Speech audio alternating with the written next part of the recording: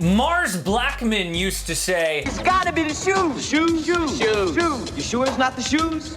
Actually, Michael Jordan could dunk in cowboy boots. Well, now Mars Blackman-like Bulls fans are saying, it's gotta be the coach. Actually, it's not the coach. You were a disaster under Jim Boylen. There's a lot to do. Still, Billy Donovan, a top 15 coach, left OKC for a worse team, but why? In this video, we're explaining why, and we're answering how much better this does make the Bulls. Is it the shoes? No, Mom. Hey, it's Casey. Welcome to AM Hoops. Hit subscribe and notification bells for 5 videos per week, always at 5 Eastern. But today's video is sponsored by Displate. They are awesome metal posters that attach to your wall with magnets so you don't have to actually mess up your wall. If you want 30% off, we've got a link down below in the description. But today is the very first AM Hoops unboxing. So to prove that you can go to Displate and like shop for everyone in your family, I invited family to my first unboxing. Clearly, this is back when I had hair. Hello! Our friends at Displate decided to send us several different Displate posters made of metal. You can hang them anywhere. You don't have to use screws or tacks or any of that stuff to mess up your wall. Vienna's excited. Phoenix is excited. And so is Scarlett! Woo! That is awesome. Okay, so Phoenix loves his. I love my first one. Actually, this is for my father-in-law. Ooh. So you've got the LeBron next to the Kobe. Yeah, Toronto Raptors, my favorite. Oh, Steph Curry, anyone? Mine. Stephen? Patty Mills, this is the Frenchie for the workout room. Whoop whoop! She thinks it's good. Now give me that. So, if you have basketball fans in the family, Bulldog fans, even a Unicorn fan, Displate is for you. Again, guys, for you, the basketball fan, or anyone in your family, down below is the description for 30% off at Displate. Now, on to the video, and first thing, yes, this was a great hire. And I reacted a lot more strongly than Zach LaVine did when he found out, live streaming Call of Duty. Oh, damn, we got Billy Donovan as our next coach. I swear, just came out. Billy Donovan left OKC and immediately became the best available coach on the market. The top 15 current head coaches are Greg Popovich, Steve Kerr, Nick Nurse, Eric Spoelstra, Brad Stevens, Rick Carlisle, Mike Budenholzer, Mike D'Antoni, Terry Stotts, Frank Vogel, Doc Rivers, Mike Malone, Quinn Snyder, Billy Donovan, and Monty Williams. 14 is really good. I mean, Billy Donovan won 2 national championships with Florida. He turned college guys into pros, so he's great for development.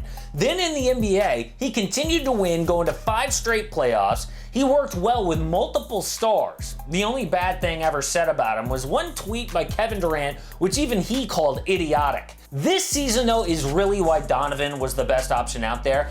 Everyone thought the Thunder would suck, you know, like the Bulls. Instead, they were 5th best in the West, same record as the Rockets. The other options out there were unproven assistants with no head coaching experience, or Kenny Atkinson.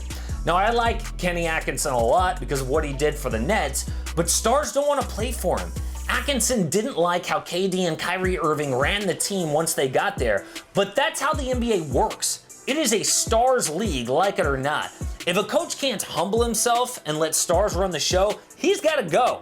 It's why some college coaches can't hack it. John Beilein, for example, thought he could get away with making his team practice on holidays or screaming at them in training camp. He didn't even last 9 months. In college, the coach is the man. In the NBA, he's just a man.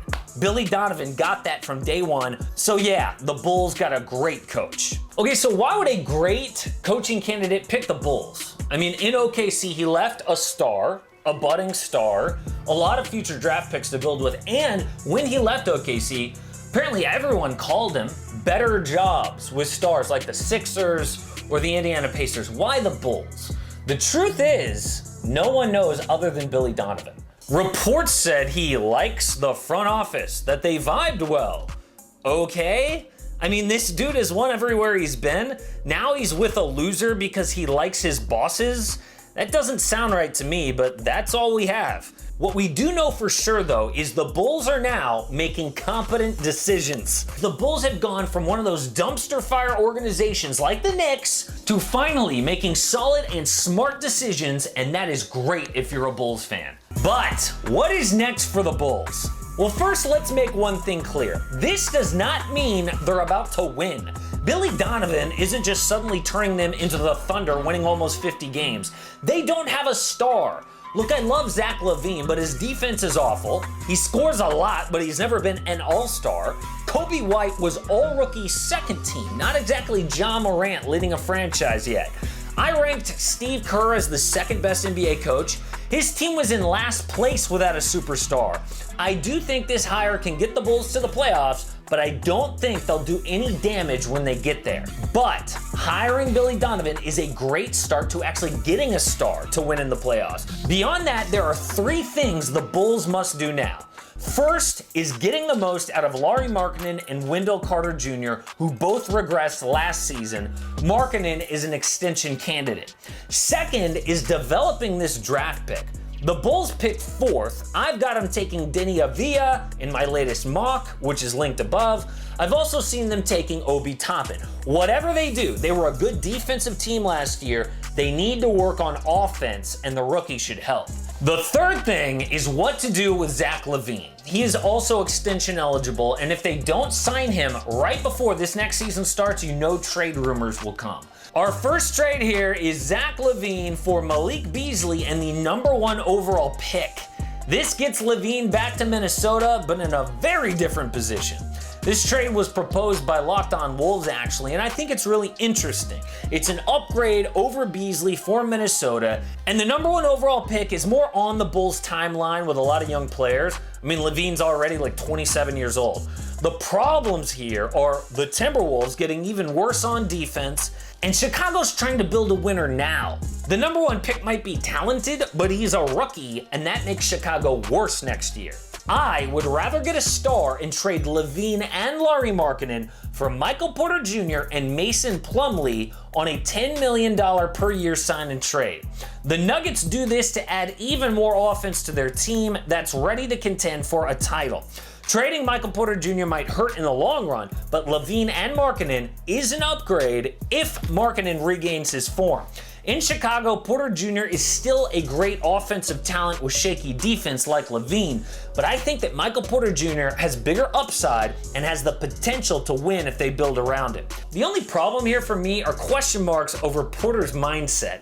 I mean, when he suggested coronavirus is a conspiracy, that was a Kyrie Irving level red flag.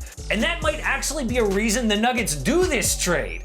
But it might also be the reason the trade blows up in Chicago's face. There are other trades out there like Victor Oladipo for LaVine straight up. It brings a star to Chicago who's good on defense, but he's 28 years old, not on their timeline.